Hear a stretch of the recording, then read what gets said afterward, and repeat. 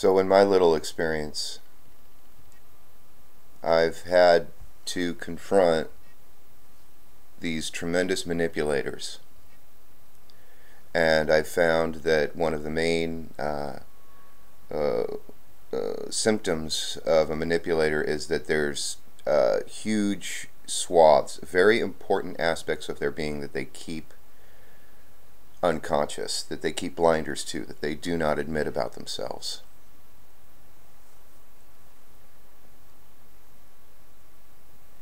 And being that all other avenues were blocked at the time in certain instances, I had to engage with them.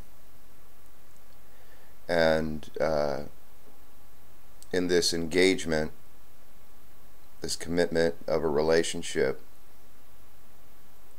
it was in my youth. I really didn't know any better. There was a release, someone who can control the minds of another.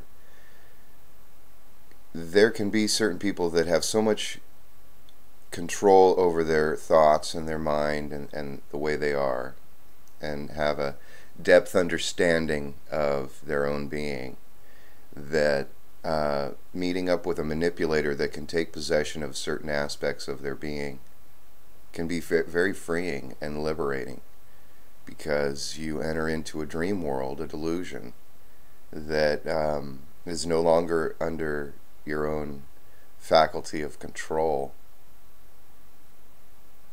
So I have to tip my hat to these manipulators, and on one side, and say, you helped me through certain phases of my development,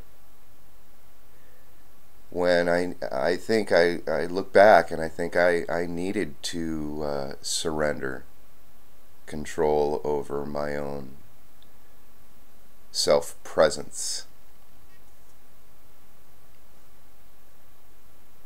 But I found that these manipulators did it for their own aggrandizement.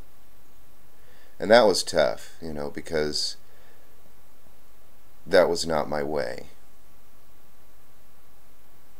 But I also learned that they're so good at it that they don't let themselves become thought of in certain ways.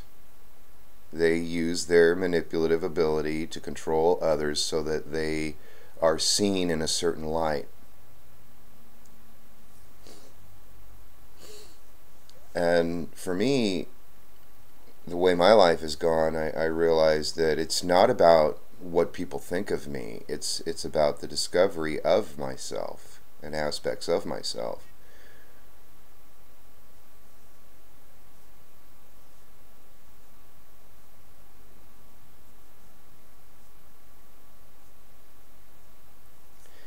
It's a pretty depth understanding that I have.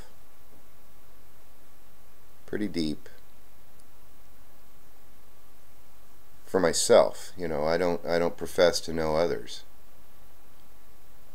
But those lucky guesses of being able to see the thing in itself as it is and evaluate it properly, that object, and be able to predict its behavior, especially human behavior.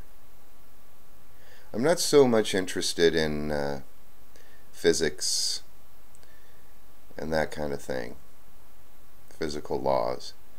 I am really enamored by the spontaneity of humanity and human behavior.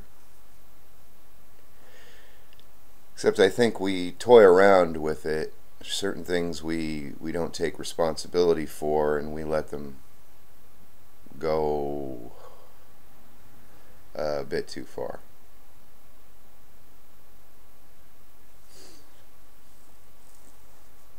Anyway,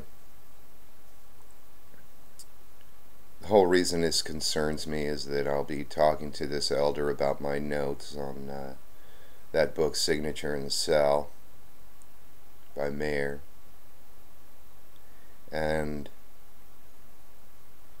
being able to tell ourselves our own little story, our own little delusion, can be tremendous fun and inspire us and bring us awe and wonder in life, that magic.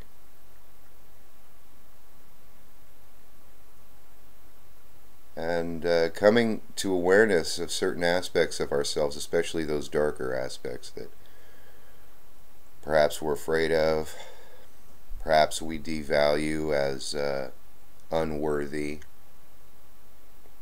wrong, evil even. And realizing that, we've got it all inside of us.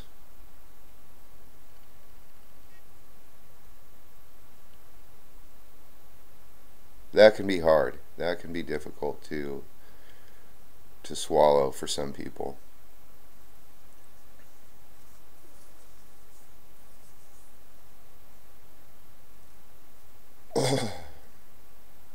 But it should be fun.